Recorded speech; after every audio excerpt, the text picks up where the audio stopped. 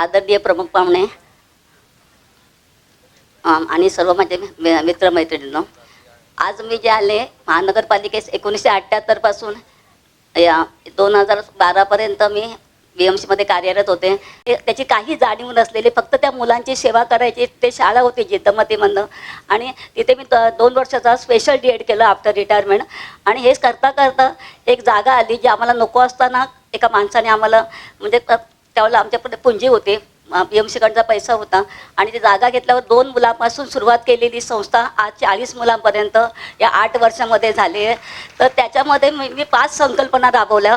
महानगरपालिकेचा अनुभव असल्यामुळे पहिलं दिव्यांग, वृद्ध लोक, बेड रीडर, तिसरं पीडित महिला पोलीस स्टेशनवरनं, चौथं निराधार म्हणजे आपले मध्यमवर्गीय काही कारणास्तव पैसा नसलेले 2 टायमाच्या जेवणासाठी म्हणजे कोण आपल्याला देतं आहे का, आणि त्यांचा आपल्या संस्कारामुळे आपण कधी मागत नाही की मला भूक लागले जेवण द्या, अशी 15 लोक समाजातील माझ्याकडे आहेत. आणि 5वं छत एक सेवा अनेक. अशा 5 संकल्पना मी 8 वर्षात राबवल्या.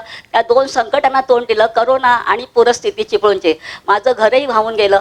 अशा वेळेला माझे BMC मधले सगळे कर्मचारी माझ्या पाठीशी होते, काही नातेवाईक दोन्हीकडचे सासर माहेरचे, या सगळ्यांच्या ह्याच्यामुळे आणि जे संवेदनशील लोक व्यक्ती आहेत त्या लोकांच्या जे आपल्याला देणगी देतात आणि आमच्या दोघांची पेन्शन, या सर्वांच्या आधारे मी संस्था इथपर्यंत आणली.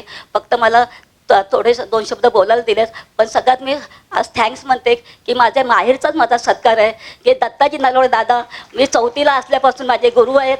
गणपत दादा, ज्या मिल कामगाराच्या एरियामध्ये मी वाढली, लहानाची मोठी झाले. सर्व शिवसैनिक माझ्या समोरचे कसे करत होते कार्य, त्याची मी आज विटनेस आहे की त्यांनी शिवसेना जे आमच्या सगळे शिवसैनिक जे प्रेम करत होते त्यातलं आता कधी कधी जे गळलेले गेले ऐकलं.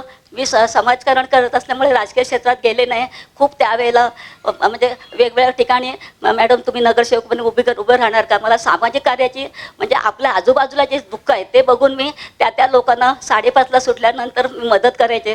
आणि माझी मतिमंद मुलीला मी घेऊन असं मी म्हणजे अशी वागवली की ती इंडिया लेवलला गोल्ड मेडलिस्ट आहे. आज 47 वर्षाची ती स्वतः करते आणि मला पण तिची पण मदत खूप झाली. दुसरी गोष्ट, माझ्या मिस्टरांनी खूप मदत केली.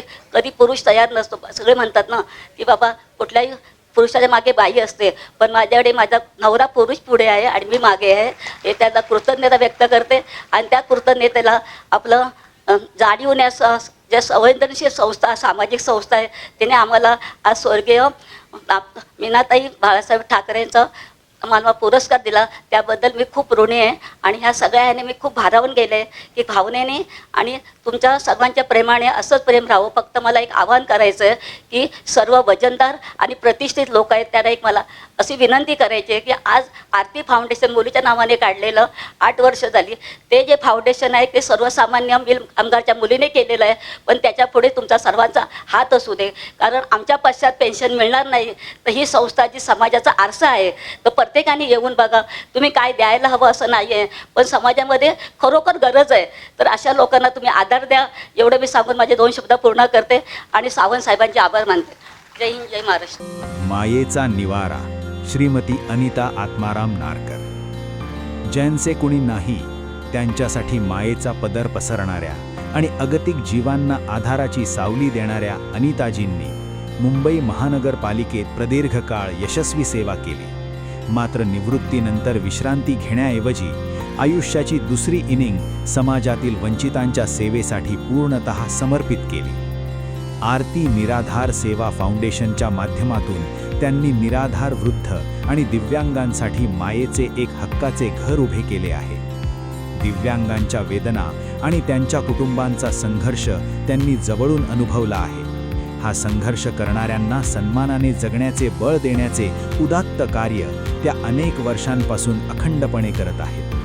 केवळ निवाराच नाही तर पीडित महिलांना मातृत्वाचे प्रेम देणाऱ्या अनिताजी आज अनेक असहाय्य लोकांसाठी आशेचा एकमेव किरण बनल्या आहेत. संकटात सापडलेल्यांना पुन्हा स्वाभिमानाने उभे करण्याच्या त्यांच्या या महान तपस्येला जाणीव ट्रस्टचा मानाचा मुजरा.